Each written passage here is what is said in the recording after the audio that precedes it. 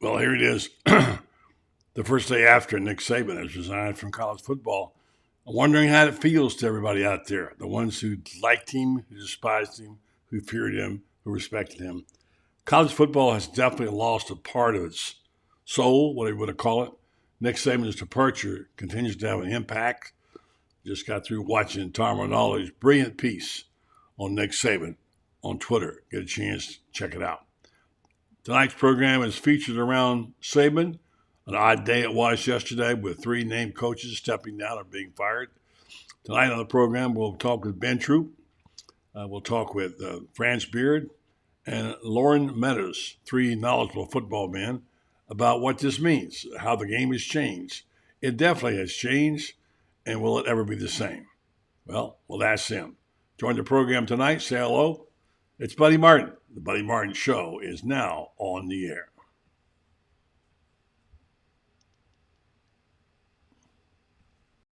Call him up and tell him what you're thinking, but be kind because he's doing the best he can. Better, stronger, faster. Mama says that alligators are ornery because they got all them teeth but no toothbrush. Hey! The voice call, you're gone. Take a message. Bye! You ready, champ? I'm ready for this my whole life. I'm incapable of small talk. But that's why you love me, right? Kind of intimidating to be in the presence of so many great athletes.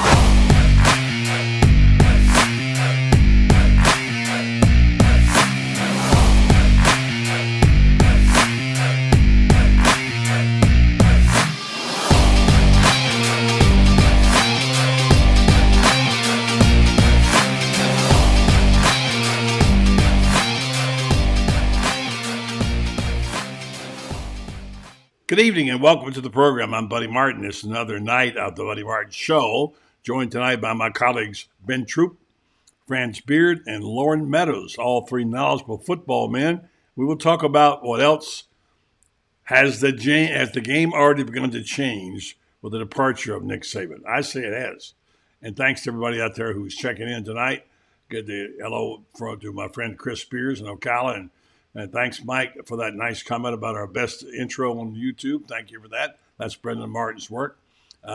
David Arnold down here in Fort Walton, out here in Fort Walton. Hello, how are you? Nice to talk to you again, see you. Thanks to the Emerald Coast Gator Club for inviting me out to our evening. All that coming up later on, but right now it's time to focus on the story of the day, the story of the week, the story of the year, and maybe the story of the decade. Nick Saban, the GOAT, is gone. And I know it's not the same as the Gator coach leaving, but the impact of this decision is overwhelming. I talked to some people last night in Alabama about it. Here's a guy who knows a lot about college football, follows it, has played in the league, and knows about Nick Saban. And as I'm watching Tom Rinaldi tonight and a piece he did on Nick Saban real quick on his departure, I thought about people like Ben Troupe who lived for college football and played college football and care about college football and what it means. And a little piece of us may have gone out the window with Nick Saban. I know he's not a Gator, but still, he is the GOAT. Am I right there, Ben? That you are, but I think you nailed it on the head when you talk about a guy like Nick Saban. It was one of those things, buddy, that we knew that this time was going to come, but we've gotten so used to Nick Saban's going to come back. Nick Saban's going to come back. Every year is his greatest coaching year. But I think he's 72 years old, and he's put a lot into it. I mean, was in college. Was in the NFL with Bill Belichick. Comes to college with Michigan State, and then you start talking about LSU. Goes back to the NFL, loses out in the Drew Brees sweepstakes down in Miami, comes back to Alabama, and the rest is history. I think the thing about you're going to miss the most about Nick Saban is Nick Saban galvanized the country because he got the entire country to believe in what he was doing, not just in Tuscaloosa. Everybody knew about Alabama, whether you were an SEC fan, whether you loved him, hated him. And the one thing about Nick Saban that stood out was how consistent he was. I mean, the SEC has changed a lot since he's been there, from ground and pound defenses to wide open spread offenses. And he's won in every way. I say this, the biggest impact Nick Saban had on college football was both the BCS and the college football playoff era. Because when he was winning at first, it was the BCS era, right? And then you come to the college football era. Urban Meyer had to go through Alabama. Clemson had to go through Alabama. Georgia had to go through Alabama. Urban Meyer had to go through Alabama, even at Ohio State. Mm-hmm. So anybody that's done anything significant, whether that's, Kirby Smart, Dabo Swinney, and obviously Harbaugh, you had to go through Alabama. And I think what you're going to miss the most about Saban was no matter what, he was him. And when I say that was, he rolled to the beat of his own drum. As much as college football adjusted, he adjusted his way. He adjusted with the times, but he was a guy that really, really, really understood. I have a culture, which is what we always talk about on this show, that could transcend time. And that's the hardest thing. Coach Spurrier said the best when he was the sideline. He said, I will coach as long as these guys are good. As long as I got a good team, I'm a coach. When the team got bad, he moved on. Nick Saban didn't say it in those words, but he said, and I'm happy he said this. People thought, did you leave because of the portal? He said no. Did you leave because of NIL? He said no. He said the grind of college football, it takes a lot out of you. We talked about how Mark Richt looked at his tenure when he got done with Georgia, how he looked. We talked about, Urban Meyer, what it did to him, his years at Florida. And when people start saying, listen, a decade in the SEC is like 30 years in football. Yeah. When you talk about the grind. So it was the greatest thing any coach could do. I think the greatest thing any coach could do in his case, the game did not pass him by. It wasn't one of those, oh, he can't do it anymore. No. Georgia has never beaten Alabama in the SEC championship game. Mm-hmm. Even this current year. So only one team has, by the way. Only one team had the blueprint to do it, and nobody has done it since then. I will say this, buddy, it's gonna be weird watching them Alabama sidelines and him not being there. Because no matter what, every team knew. Ole Miss, LSU, Texas A&M, Georgia, Florida, Tennessee. If you can't beat them guys from Tuscaloosa, you can't win. Yeah. And like I said, man, I'm wishing them nothing but the best in retirement because I don't know how he's been able to do it. I mean, this much consistency with how much, forget college football, the world changes every 2 or 3 years, and he's adjusted to it. So shout out to him, man. He's one of those guys, but he achieved the Steve Spurrier. And what I say is this, you either love him or you hate him. There was no in between. You either, I love Nick Saban or I cannot stand him. But you respected him. You respected Nick Saban and what he brought. It's one of those things, buddy. When Alabama lost, it was national news. It's, who beat them? So, like I said, I wish him nothing but the best in retirement. I think that Alabama, listen, talking about filling some shoes. Yeah. Who gonna fill those shoes? Well, let's get into that part of the story right now because there's all kinds of stuff going on. The odds in Las Vegas. I knew last night something was going on. I was on with my buddies from Sidelines. You know them, Rob and Frank Duffy and that bunch. And as we're on the air, Frank Duffy, who keeps up with the Vegas things, said Vegas had just switched their line. The favorite had been Dan Lanning, and now it's all of a sudden it's what do you say? Who was it? I'm drawing a blank. Help me out. I'll give it to that. I'll tell you. Wait, I got it here. Anyway, the point was it changed like that, and the odds switched over to I think it was Lane Kiffin. Yeah, it was Lane Kiffin. Lane Kiffin last night. That's who. I mean, now the whole Dan Lanning thing. I understand it, but I don't think people understand how good of a coaching opportunity Oregon is. It ain't the same level of pressure. You got everything you need as far as like resources, but you don't have the same demand as far as like you got to get it done year in and year out. Now, I always thought that only two people three, in my opinion, could replace Nick Saban. One was Kirby Smart. I thought Yeah. that Kirby Smart was going to wait it out, but you see what he's done at Georgia, right? Yeah. Number two, Dabo Swinney. Dabo Swinney is a guy that went to Alabama. And what he had at Clemson is kind of like tapering off. He can potentially regain that at Alabama. But I thought it was always Lane Kiffin, buddy, for this reason. I think that when you think about Alabama, the one thing you never have to worry about is the defense. Never. They got a solid defense year in and year out. They had the 2 years, and they've had a lot of success there. You put a Lane Kiffin, who won 11 games, by the way, last year. Yeah, he's going to be. He may win 11 this year. Yeah, if you put 11-win Lane Kiffin team who's only losing to a LSU and maybe a Alabama, you put a Lane Kiffin in Tuscaloosa who was the offensive coordinator when they won a national championship, who understands how to recruit, who's in the SEC with that's scary. Yeah. And I say that to say Alabama is like to me, you can't just put anybody in the Alabama position just because they're a good coach or they're a hot shot coordinator. Right. That's not gonna work. That's not gonna work in Alabama. You got to kind of know the lay of the land. Look, a cat with a Boston accent is not walking in no houses in the South. Tell your kid to come to no. Yeah. It's got to be. You got to resonate. You got to be able to walk into a house and say, "Oh, what your mama cooking? Is that greens? Is that you got?" So I think that, buddy, that's the part that I think. If Lane Kiffin goes to Alabama, you can cancel Christmas. I'm telling you. Yeah.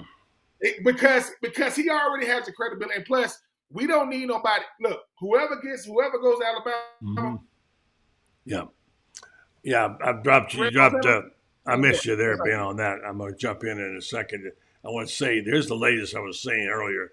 The latest is Alabama offensive coordinator Tommy Rees, Florida State coach Mike Norvell, and Washington coach Kalen DeBoer have emerged as the top 3 candidates for the Alabama coaching position left by Nick Saban. Multiple sources from said today told The Athletic. Meetings with the Alabama Athletic Director, Greg Byrne, are expected to be completed by the end of the day Thursday, which was today. Announcement going to be forthcoming tomorrow. So they're going to make a quick choice there. Tommy Rees suddenly pops into the picture. Well, it was just a couple of weeks ago, people like Paul Feinbaum were blaming him for the Alabama loss. Mike Norvell is a very popular choice. He's coming to the picture. And I think DeBoer is really a good football coach. I don't think he's quite ready for that escalation just yet. But that's what they're saying. Now, the question is, we talk about the grind. Well, the fact is, you say it's not the portal, it's not NIL, but that is part of the grind. You have to deal with that, So the question is it a personal matter, like the health of somebody in his family? I'm not going to say it. You probably heard the same rumors I did. I'm going to hate to bring up something like that without knowing anything. Or is it just time, like he told people in the SEC championship, a little video clip, because he said, "I'm tired of this shit. I'm 72 years old." Is it that? So it is. Yeah. It is, buddy. I mean, it's like this. It's like this. At a certain point, all you can do is add to your legacy. Like, what else can Nick Saban do? Yes, he can win another. Think about this. Every single Heisman Trophy winner in the history of Alabama got coached under Saban. Every last one of them, right? And Alabama's had stars like nobody's business, right? Every last Heisman, right? He's done the back-to-back, right? He's done the undefeated. He's done it with defense. He's done it with the run game. Seven natties. And 7 natties, one coming from LSU. I think the thing about Nick Saban is, if Nick Saban had a checklist, he's already hit him. You know who it really was? I guarantee you this. It's his wife saying, "Nick, what else do you want to, what else is it?"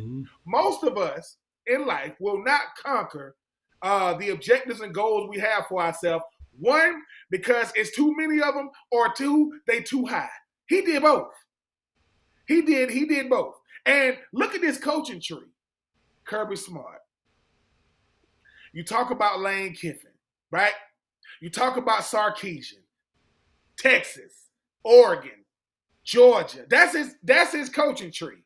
So it's not, and these are some of the best coaches in the country. So I think for Nick Saban right now, buddy, it's like this. And it's going to be a sad day by the way, when Buddy Martin decides, hey man, I've done it, it's still gonna be a sad day because at a certain point, buddy, people expect you to not ever want to not do it again. They always gonna expect you to want to do GatorBait. They ain't gonna never, because when you decide to hang it up, you're gonna be like, wait a minute. I gave my life to this thing, right? People expect you to do it forever. And here are some rumblings, and I don't want to make Pittsburgh Steelers fans mad, but there are some rumors that Mike Tomlin might walk away after this season too. 17 years. I got to see it. And if you wouldn't have shown me all this stuff, buddy, from Belichick to Nick Saban. I know it all happened. Pete Carroll. Yeah. It's some of the dynasty, these coaches from Carroll to Belichick to Saban, these are the greatest coaches of our generation. Right. We're seeing the masters. The masters at work. Yeah. Yes, and I think what it is, buddy, is people say, what is the hardest thing to do? Build a culture and maintain it. That's it. You got to build it and you got to maintain it. Pete Carroll started this out. Pete Carroll was in the NFL first, left, went back to USC, had a dynasty, came back and built a dynasty out there in Seattle. Nick Saban was in the NFL, left, right, came to college, tried to do the NFL thing, came back to college, built the dynasty. Yeah. Bill Belichick, we will never see it again. And I just think for me, I got a chance to play against Nick Saban when I was in college. Obviously, my senior year, they lost one game. We beat them in 2003. To have Nick Saban speak, one, remember you, and two, speak highly of you as a player. What else is gosh. there? What else? So he goes, like I said, my mom, there is no bigger Florida Gator fan in the country than my mom. Yeah. Right. I told mom, I told my mama, Nick Saban retired. He done. She said, I don't believe it. I said, Mama, he's gone. She said, Nick Saban is calling it quits. She said, yeah. I said, yeah. And she said, this is what she said. Who they gonna get? Yeah. Think about that.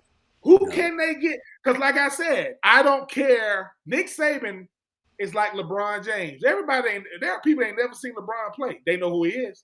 There are people that's never seen Alabama play. They know who Nick Saban is. Like that's so hey man, like I say, whoever got to do his if he ain't already in the Hall of Fame, I don't know if he ain't already in. Whoever got to do his speech, he needed to just let his wife do it, because whatever player get to do it, every other player gonna be pretty. They're gonna be pretty disappointed. Choking up, yeah, exactly. Yeah, we got a couple of minutes. We're going to do our commercial, and then we're going to bring in Franz Beard. But in the process, in the next few minutes, let's talk about who the most likely person is. I've never felt Dan Lanning was right. Yesterday, when my friends told me it's Dan Lanning, some guys said, I just don't feel like he's the guy. I don't know. He just does not want to be there. And here's the other factor. You got to remember, a lot of people don't want this job because they know they can, possibly, they'll fail because no one can measure up. There's a couple of things. Today, the guy who broke the story originally, Chris Lowe, who broke the story, said Nick Saban will get an office in Bryant-Denny Stadium in his new support role for University of Missouri, for University of Alabama. By the end of the day Thursday, his old office at the Malmore Football Complex had already been cleared out. He did hit a few golf balls at the facility before he left. So Nick Saban now is moving on to retirement. Deion has some things to say, and Deion hit on something that might be worth mentioning. I know a lot of people like to put him down, but he brings up the question, and you mentioned it briefly earlier. He says, the game has changed so much that it chased the GOAT away. College football, let's hold up our mirrors and say, honestly, what do you see? And, you can talk. I mean, we had this last night, litmus test, with our guys on saying, okay, think about your worst moment this year for college football. I don't know when it was, what game, or when some guy jumped ship, or when, whatever happened, or somebody went for the money. How did you feel about it? How bad did it make you feel? Oh, my gosh, this game has changed. It's terrible. I feel awful. Think that and then multiply it times 100 times. And that's how bad Nick Saban feels about it. He doesn't want this game to change like this, and neither do we. He wants the players to flourish. I mean, we all want the players to flourish. I'm not saying it's the players' fault. It's just out of control, absolute control. Here's a brilliant comment he made to Reese Davis a few weeks ago. And this is before he made his decision to retire. Listen to this. This is Saban talking. In hiring coaches and recruiting players, my age started to become an issue. People wanted assurances I'd be here 3 years, 5 years. It became harder to be honest about it. And to be honest, this last season was grueling. It was a real grind for us to come from where we started to get where we got. It took a little more out of me than usual. When people mentioned the health issue, it was really just the grind, as you said, the grind. So now there was a scene today at Bryant-Denny Stadium. By the way, do you know if the field is named there yet? If not, it surely will be. If it's not there, it's the Nick Saban field, yeah, for sure. All right, so here's a colorful description. I want you to see, it sounds like a funeral. Waves of people were drawn to the outside of Bryant-Denny Stadium at the Walk of Champions, where all 5 national championship-winning coaches have a statue. The area around Saban's statue resembled a memorial. The figure is surrounded by flowers, oatmeal cream pies, bottles of Coca-Cola, and a crown attached to the string hanging from the statue's hand. The crowd broke into song, including renditions Sweet Home Alabama and Amazing Grace. Now, you're going to tell me college football is not a spiritual? That there it says it right all. Sweet Home Alabama and Amazing Grace. The writer said there were other passionate cries centered around potential replacements. Fans have their preferences, and many took turns in front of the Saban statue, speaking their minds to the large crowd. One fan in particular said, I'm excited to see who our next coach is, but I just have one thing to say. Anyone but Dabo. Say it with me. Anyone but Dabo. You got to love it. I mean, the fans are the lifeblood. The fans are the lifeblood of these 10. I think the thing about Nick Saban is in your wildest dreams, like listen, you couldn't, in our wildest dreams in Florida, we couldn't find a coach like Spurrier, but he's a real person. And it really happened, right?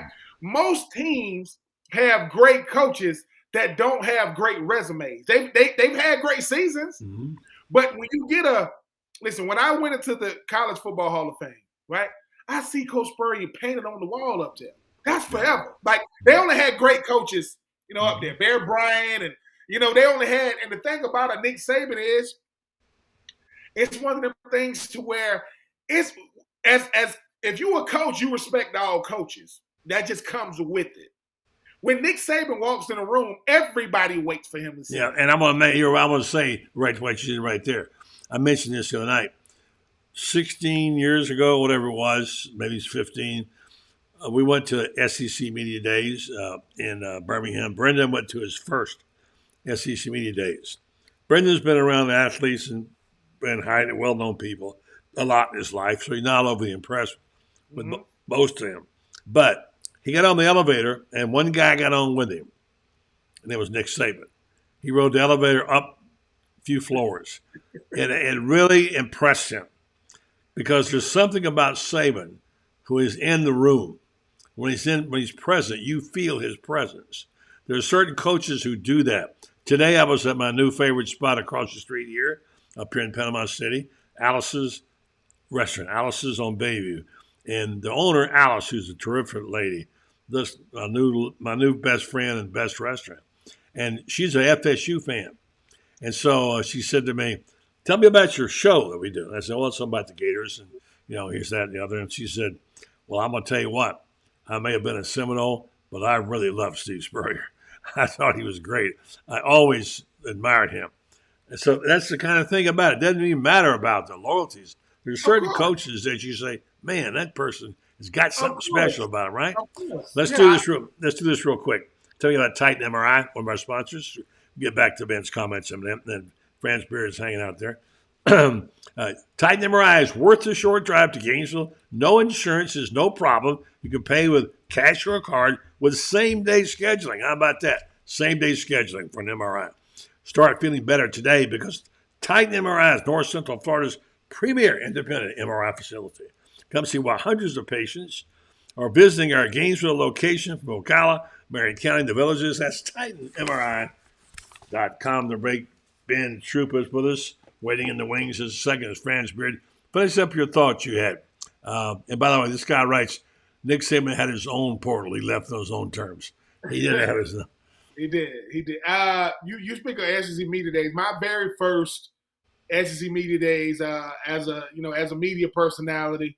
I'm there. We there for like 3 or 4 days. It's in Atlanta. It was right after Nick Saban had beat.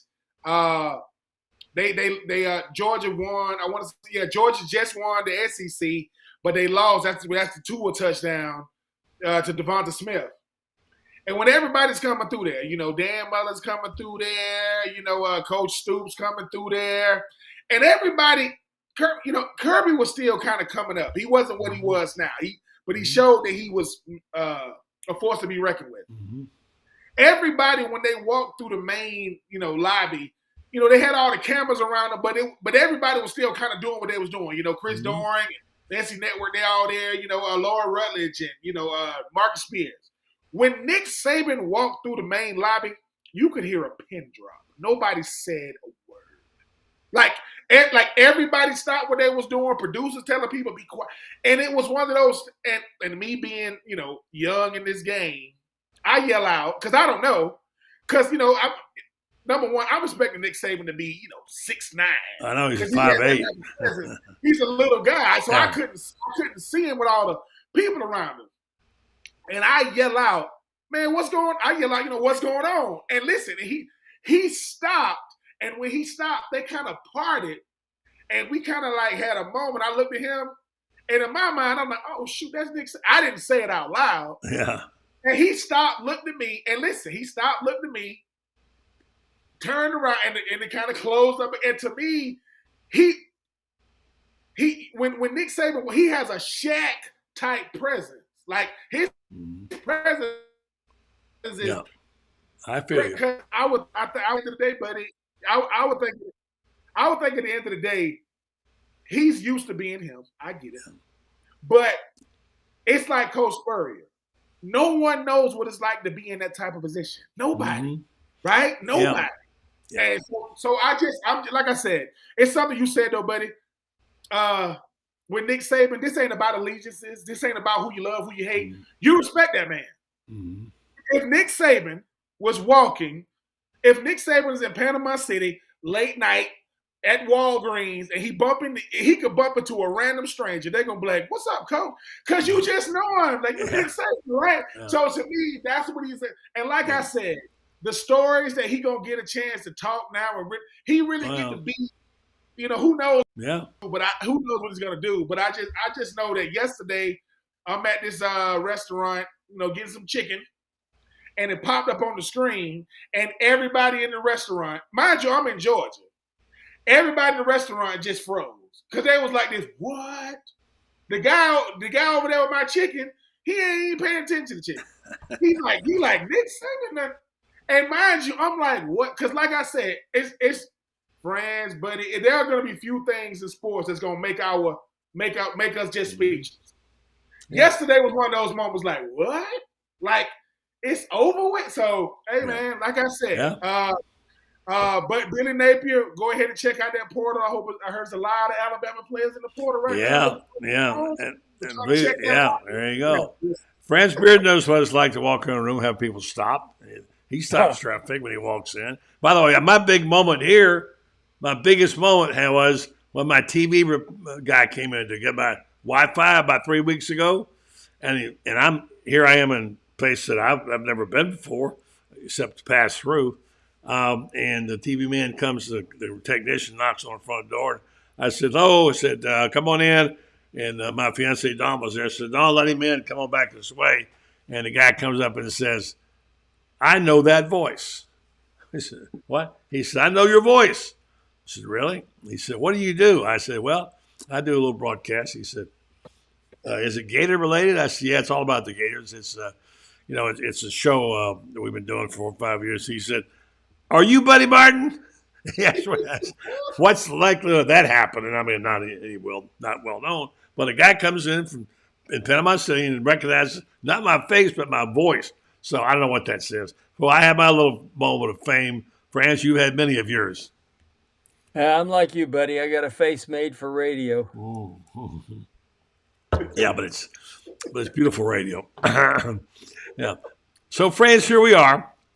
We've talked about this guy many, many times, Nick Saban. We've seen him coach. I know you still are very proud of the fact the only time he ever lost the SEC championship game was to the Florida Gators. I know you were there that night as we were. Yep. I know people like to say, well, I'm glad he's gone. And my friends down at LSU are. But I feel a sense of loss a little bit here for the great game of college football, which we all love. And when you take a great coach, and I don't use that word lightly, great, I don't ever use it. When you take someone with that kind of presence and that record and the success, and by the way, he's done it the right way. All you people who say to him, well, no, he did this wrong. He didn't, he let players slide.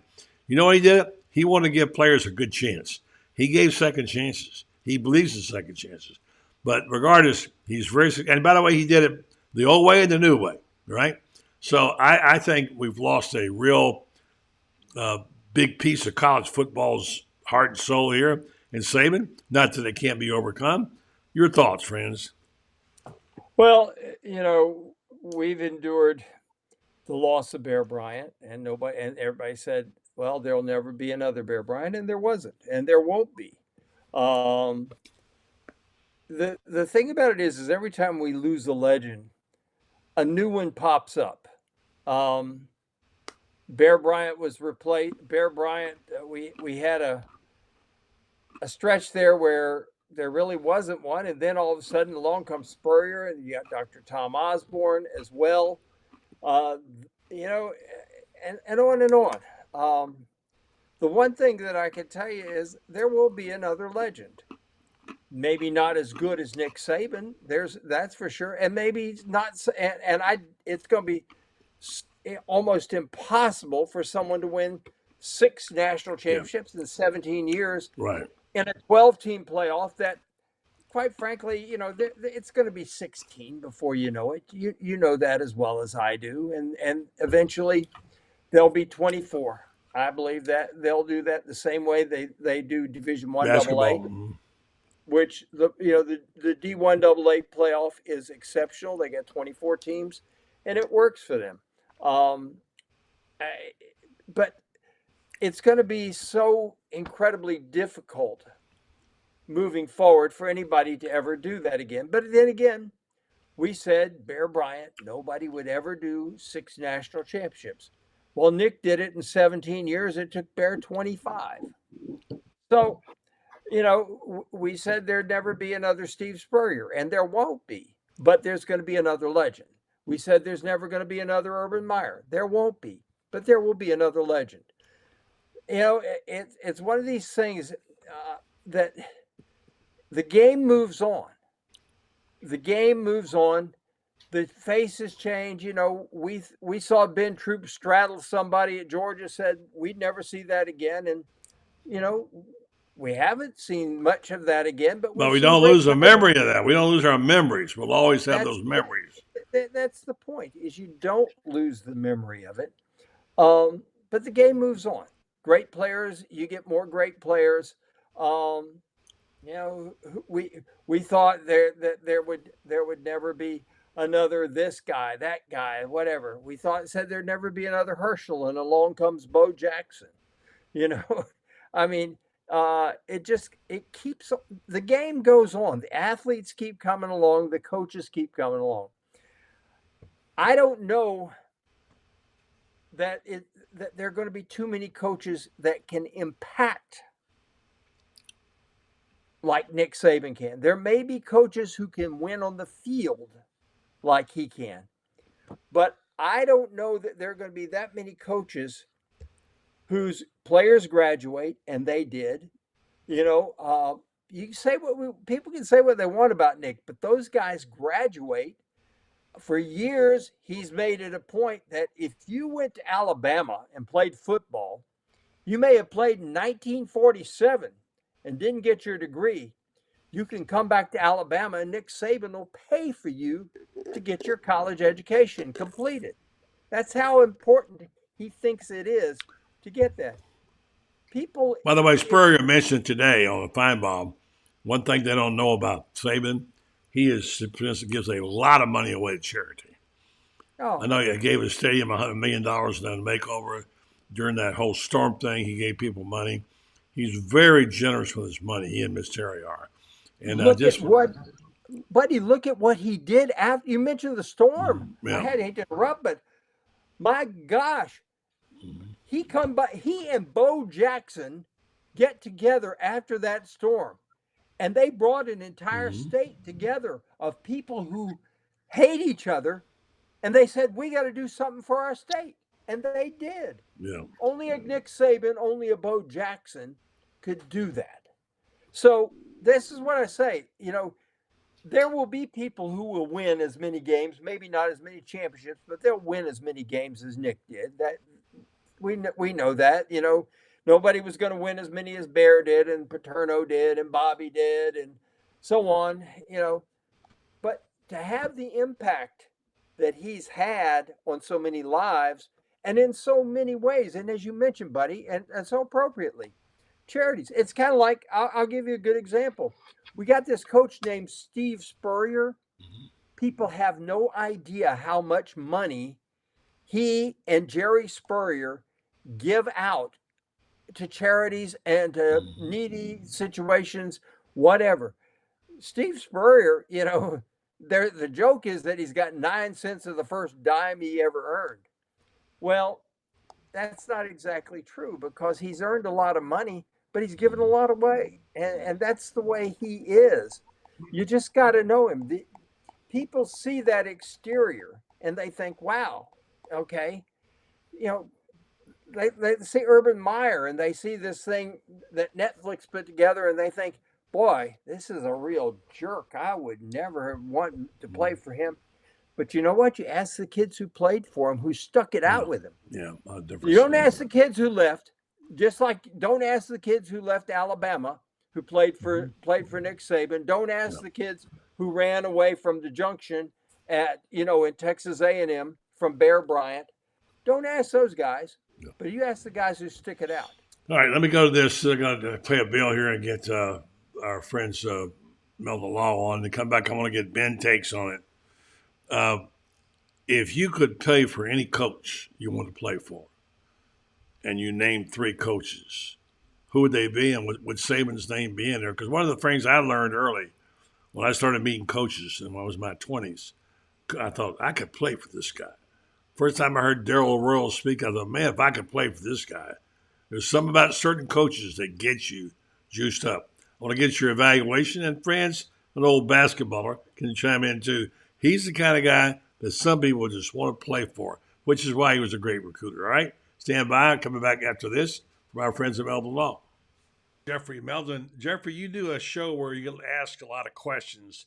I've got one for you right now, okay, regarding how do you know whether your case is being handled right and what to do about it. In medicine, you can get a second opinion if you're not satisfied with the doctor's opinion that they have. And do you have that in law? Can you do that with lawyers? Yeah, buddy. As a matter of fact, we get quite a few calls from folks that have signed up, particularly with the big box law firms, that they do a hell of a good job of putting ads on TV. But after that, they don't really measure up to the way we try to create a client experience that's outstanding. And we're always willing to review a case and give a second opinion, just like with a doctor, because not all law firms are created equal. I guess that's the normal thing. Just go to Meldon Law, Google it, and find out, and just give them a call. And like you say, if you come in, you get to see a Meldon. You don't get shuffled off to somebody else. You get to see a Meldon, and that's good to know, because a lot of people don't know how to do that stuff, like me. And maybe you can coach us. So Meldon Law, they won't back down. They will take your questions about your case if you have a question. Yes, whether it's a new case or an existing case, give us a call. We'd be glad to go over it with you. There's no charge to review your case with you. And a lot of times it makes good sense just to get a second opinion. Good stuff from Meldon Law. They don't back down, but they will give you a second opinion. All right, here you go, guys. Waiting in the wings, we've got Loren Meadows, but let's go to that question. Franz, you can translate this to basketball if you want to, but have you ever met a coach or two you said, if I could have played with this guy, I'd have been a better player. And I'll ask you, Nick. I'll ask you first, Ben. What kind of feeling did you have that day when you saw Nick Saban? What would be your translatable feelings about that? I just realized that, like you mentioned, buddy, greatness is a word that we throw around. Mm-hmm. All you got to do is be in the midst of it. If you've ever been in the midst of greatness, you can tell. You don't got to ask nobody, hey, is that? Because greatness comes with recognition and respect. People recognize it and they respect it. And I mean, the thing about Nick Saban is going to stand out to be the most is something that he probably didn't even understand it, but he did it. When it was the whole Black Lives Matter thing, and Nick Saban he led his team. Yeah. To me. Yeah. I'm gonna always remember him doing it because he realized if I let one of my players do it, they're gonna get questioned so much they're gonna forget what I'm gonna do it. I don't got to understand it, but I don't got to understand the plight of my players to understand that this is important to them. I'm gonna always remember that from him because in my mind, number one, remember all the other coaches trying to figure out what a lot of coaches ran from it. Some coaches ran from it. Yeah. Coaches took pictures and they made statements. I'm gonna walk through the streets of Tuscaloosa. Yeah. I'm gonna always remember that. I remember. Listen, I don't need no. Now they had police, but I don't need no police escorts. And to me, Nick Saban understood. Most people don't understand their significance why they doing stuff. They have to get done with it. No, he understood. Whatever I do is going to be magnified, good or bad. I'm never going to open up that Coke that's right there on that freaking podium. He still ain't opened it up. It's still sitting there, right? It's going to sit right there on the left corner. But I think that with Nick Saban, I was blessed to have a Steve Spurrier to see greatness in the flesh. But what people don't understand about greatness is they think that greatness comes with arrogance. It don't. They think it comes with ego and pride. It don't. Now, it's demanding. It's demanding, but when you see what they treat you, so like I said, Nick Saban he's a one of one. It ain't too many people gonna invite to that. Yeah. It ain't too many people gonna get an invite to that party. Yeah. And like I said, it's weird because think about this. When people have SEC media days, most of these coaches, they have to accept whatever day they give them. You're on Tuesday. You know what Nick say? What day do I have? Who's there with me? And whoever he wants to be there that day, that's who's going to be there. You don't got to like it because, like I said, I mean, I was never blessed to play in a national championship, but any player that I've ever played against that went to Alabama, they say the same thing. I'll say, you know how like people say, is it Belichick or Brady? You know, was it Steve Young or Joe Montana? You ask Alabama fans, it's Saban. What? It's Saban every day of the week. So, like I said, man, he's would I have one? I don't know. I know you were saying like them three coaches you have wanted to play under. I mean, I had Spurrier, you know what I'm saying? And I just don't think it gets better than that. Yes, I am extremely biased, but I mean, Eddie Robinson, I would have wanted to play under. Herm Edwards, I would have wanted to play under, but it's like Loren Meadows you'd want to play under. Oh yeah. This is my thing. If people talk about intensity, right? And I respect the coach. Ron Zook is not Nick Saban, but as far as intensity, he gave it to everybody. Strength coaches, walk-ons, and I think the thing about Nick Saban, for everybody who don't like the way he does it, look at the evidence. Look at all these coaches that's balling at what they're doing. Look at these players like, Tua and Jalen Hurts, and he got too many defensive guys to name. But, hey, man, listen, he's a legend. All right.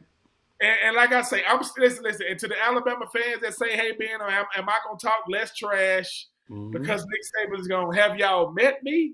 I'm going to talk trash. To your mama. No, well, my mama been talking. My mama asked me. She talks trash to you anyway. So my mama asked me who was going to be the next head coach at Alabama, and I told her Greg McElwain, and she said, "I know you lying." I said, "Yeah." Well, let's take that question over to Franz about a coach that I know who you'll say, Franz, but the coach that you've been around, you like to play, and what's the feeling like when you get around a guy like that? You realize exactly that you're in the presence of somebody great. Excuse me one second. My phone's going off here. Who would be your guy, Franz? Well, Dean Smith is the guy that, if I could have played for any coach at any level, that's who I would have wanted to play for. And I never met anyone in my life who had more impact on more people away from his sport than he did. And I never met any coach in my life who, you look, he only had 2 guys that never graduated his entire career. And the only 2 that didn't graduate are billionaires. So I guess, that college education was really important for them. Al McGuire is another one I would have wanted to play for. Al was a dear friend of mine, and to know Al was to know a guy that was great with that, and it never crossed his mind that he was great. It really didn't, but he was, and that was the greatness of Al McGuire. For football, I would have wanted Spurrier, and quite frankly, I think I would have wanted Saban, because I think Nick Saban, when it's all said and done, we're going to look back and see how he really did want the best for his guys. That's why he had that thing called the process. The whole thing about the process was to get you better today than you were yesterday, and to prepare you for tomorrow so that you could be better tomorrow. I read a thing today, and we'll go to Loren real fast, and about a guy interviewed Saban, and he played the interview back. I wrote a story about it. And he said, the truth is that these young people they have all these choices when they're 5 stars, whatever. They don't have that many choices, Saban said. If you want to be great, there's a price to be paid, and it's going to cost you. And all the things you have to do in discipline, it's not so easy. You can't just say you're going to be a great. There are choices to make, and that's what makes you great. Loren Meadows, you'd agree with that, wouldn't you? Yeah, definitely. I think that, you guys talk about, different people that have impacts on people in their lives. And, for me, for basketball, it would have been Bobby Knight. I think I would have really enjoyed playing for Coach Knight, even though a lot of people didn't. The motion offense and the principles of basketball, I think would have been enlightening. Mac Brown is somebody that I've always had a fondness for. I've known Mac for quite some time, worked his football camps, just a genuinely good guy. Know guys that have played for him, really enjoyed him. And then Spurrier, those would be my 3. And you talk about, as mentioned, people that have made impacts, on people outside of the game and things like that. And I know Bobby Knight got a bad rap late in his career, but some of the things he deserved a bad rap, by the way, just so you know.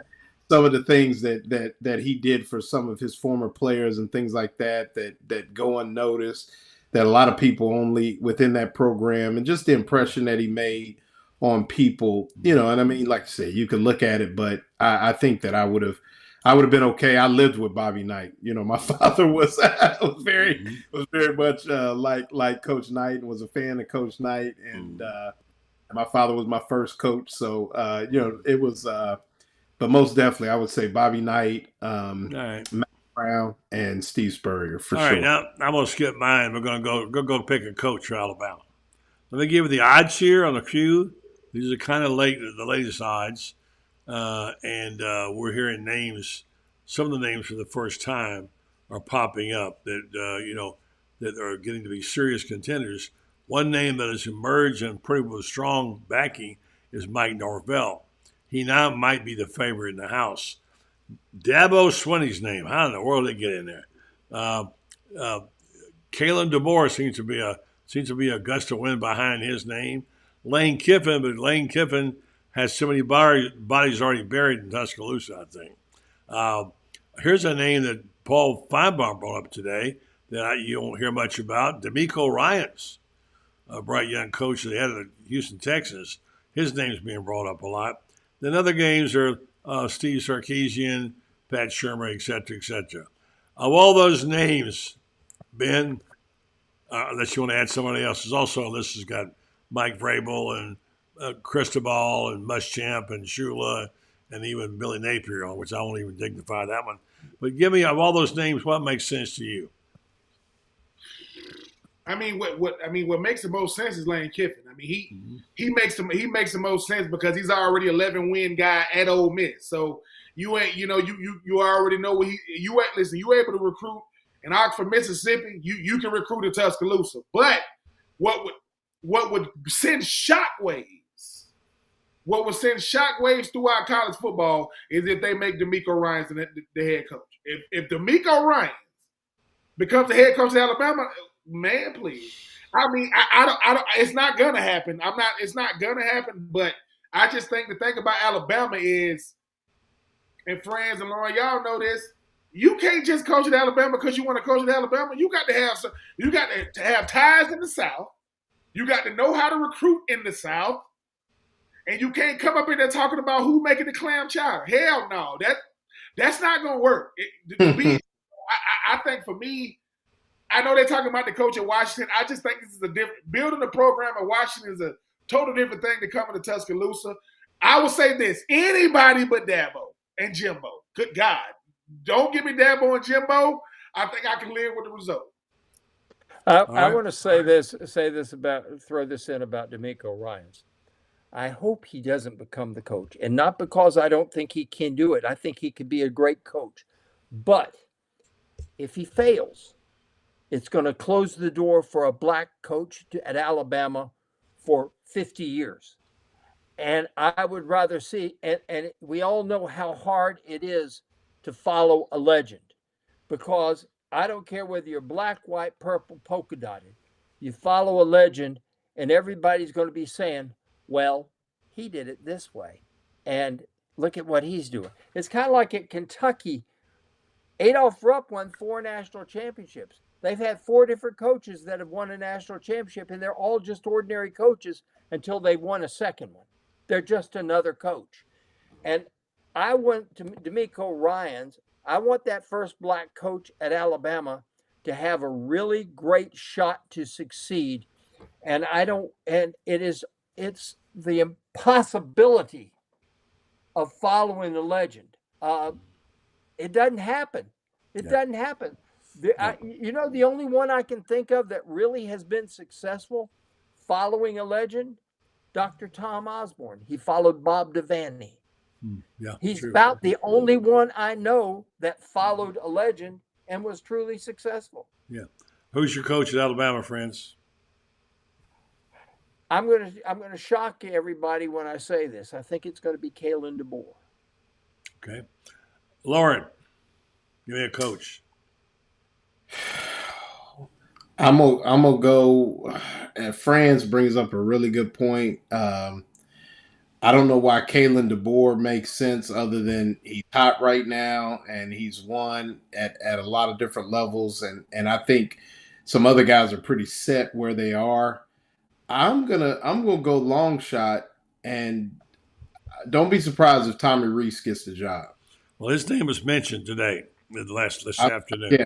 But 2 weeks ago they were blaming him for the loss, and now he's right. I know. But if Tommy Rees succeeds Nick Saban, they will burn Greg. Greg Byrne will get burned before any at the stake. I mean, I think a lot of people. I mean, I don't know. I mean, after who's going to say yes, and that's the thing. At some point in time, somebody's got to say yes, and a lot of guys. Yeah, I'm sorry. Go ahead. And a lot of people already. I mean, they're pretty set. I mean, it's some good gigs out there. But some of these names. I mean, they got some good gigs, man. I mean, it's in a good place. I ain't leaving Texas if I'm Sarkisian. I'm not. I'm not leaving. I'm not leaving. And the same goes for other coaches too, not just him. Dan Landy's not leaving Oregon. Dan Landy's not leaving Oregon. Why would you leave Ole Miss right now? What's that? No. Why would you leave Ole Miss right now? That's what I'm saying. I wouldn't right now. I mean, they're going to be good next year, and I think it's a lot more to really getting Ole Miss in the hunt next year than the succeeding Nick Saban next year. And that's why I say I think it's going to come down to if DeBoer ends up, I mean, you're going to run sooner or later, somebody's got to say yes. And that's why I'm saying, I mean, I think that, we don't know what goes on inside that facility. I agree with Franz. Tommy Rees will be met with a lot of trepidation, but I think they're going to run out of, I mean, as much as it is a job, Spurrier, some of those people, they're cautionary tales of following the legend. Even Alabama, following it, it's tough. Well, Tommy Rees would make sense in the one thing if they had great offensive and defensive coordinators in place and didn't want to have a turnover in the staff, which is what really Steve tried to do at South Carolina.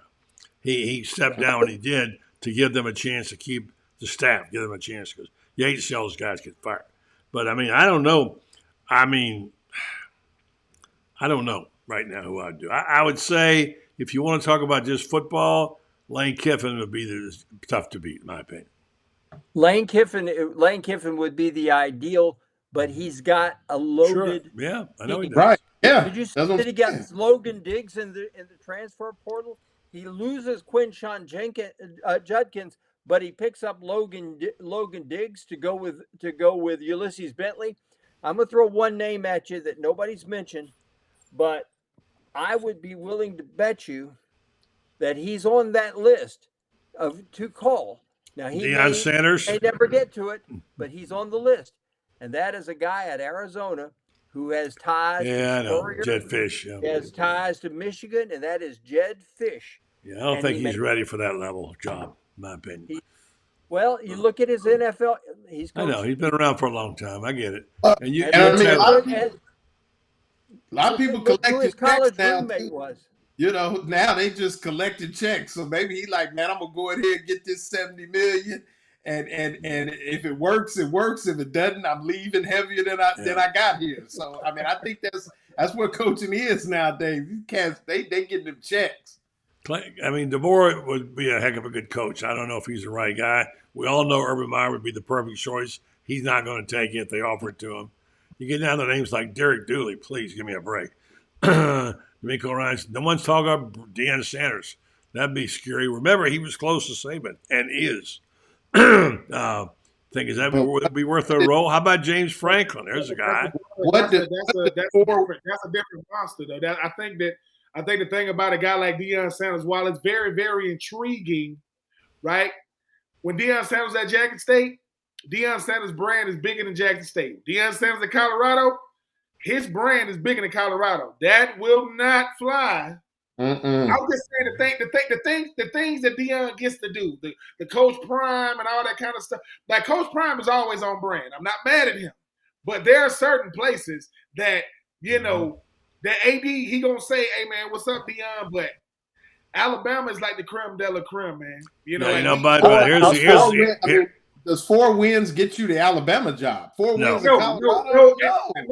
No. And the thing about this too, it's what Franz just said. It's like this. Look, you said earlier, buddy, that I think Franz said it. Nick Saban couldn't secure it. Like, I don't know if I'm gonna be here 2 and 3 years. The thing about Deion Sanders is people are gonna ask him, how much motivation are you gonna have once your son's gone? Once your sons have moved on, they got 1 more year. How much motivation? And the whole thing about it is, you're right, Loren. Oh, that check is gonna be whoop.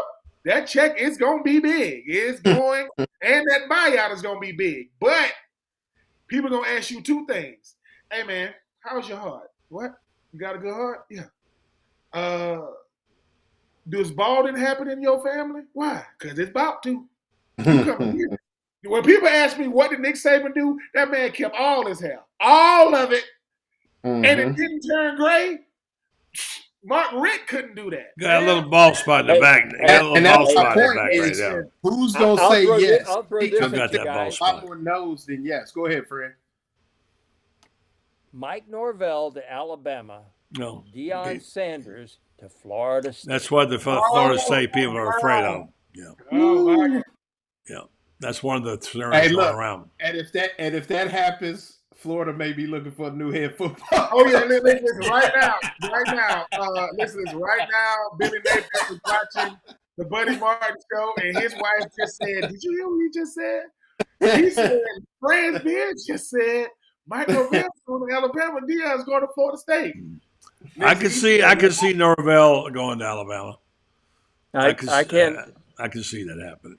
I think it's going to be Norvell or Kalen DeBoer. I think Kalen DeBoer is going to be more likely because of one basic reason. Look at the guy's record as a head coach: 108-12. He's won that. Now we can say what we want to, that those national championships were NAIA. Championships are championships. Play who you play. You play who you play. I played on a midget league county championship team in 1963. And, it may have been 12-year-olds, and we may have had Tom Petty at right tackle and me at left tackle, which tells you that we had great athletes to overcome the tackles. Yeah. But championships are championships. It takes teams to do it, and it takes a coach who can get a team to do it. All right, guys, you're all going to have whatever the level. You're all going to have 15 seconds, to name your coach at Alabama. I'm going to give you a minute, friends. Loren, who's your coach at Alabama? Kalen DeBoer. Ben, 15 seconds to pick your choice for Alabama. Kalen, it's going to be Kalen DeBoer. I don't think he can't say no. Franz, who's your pick? Kalen DeBoer, and if he says no, it'll be Norvell. Good God. I'm going Norvell first. I'm going to go with Mike Norvell as the guy. If Mike Norvell becomes the head coach at Alabama, this will be he can tell the college football playoff committee, thank y'all. Thank you for doing this to me. You know what I'm saying? He can say there's one good thing about the college football playoff. Mike Norvell got to become the next head coach of Alabama. Outside of that, he'll say, he said, I may have lost the battle, but I won the war. Listen. Mrs. Norvell gonna say, "This is sweetie. Over here, you don't even got to be undefeated to go to the college football playoff." In Tallahassee, well, those days are over with. All right, guys. Conspiracy theorists will say that he tanked the Orange Bowl intentionally, as part of the deal that got Alabama in. Yeah. All right, guys. Great job. I love you all. Have a good night. Have a good weekend. By tomorrow this time, Alabama will have a new head coach. Who would have thought it? Good night, guys. Good night. All right. Good night. Good night. Thank you very much. All right. Thanks to my guys there and all my sponsors and you listeners out there tonight for following the program. I want to remind you of our good friends at RenStar Medical Research. They're down here in this bottom corner. And by the way, I can't be remiss if I didn't say this. My producer, Brendan Martin, would be pulling his hair out. Don't forget to subscribe to this podcast. Go down to the bottom there and click it and subscribe. We need you to subscribe. Our viewership is growing like crazy, but we need you to subscribe to make this thing all work for us. Meanwhile, also, don't forget us over there at GatorBait, GatorBaitMedia.com. I get asked a lot, how do I sign up? Go to GatorBaitMedia.com and follow the instructions. You can become a subscriber like many thousands of Gator fans are right now. Meanwhile, thanks to our sponsors tonight. Of course, Meldon Law, been with us for a long time. Our good friends over there at Meldon Law, and of course, also at Titan MRI. And our friends right here who are not only good friends, they're good citizens, they're stakeholders in downtown Ocala, in the welfare of the city and the county and the area. And they do a lot of great things, a lot, not the least of which is to guard our better health. They have a high-quality, patient-centered clinical research facility right there in Ocala. They bring cutting-edge clinical research trials to Ocala in areas like Alzheimer's, dementia, psoriasis, osteoarthritis, migraines, and fibromyalgia, along with many other things that affect us in our community here. Since their inception in 1998, RenStar has participated in more than 700 clinical research trials. They continue to partner with prominent pharmaceutical and biomedical companies throughout the medical industry. If you'd like to be a member, to take part of these particular clinical research trials, please go to renstar.net, check it off, find out if you qualify. In some cases, compensation is paid for time and travel. RenStar Medical Research, seeking tomorrow's answers to the health questions of today. I'm Buddy Martin. Good night. Thanks for listening. Thanks for watching.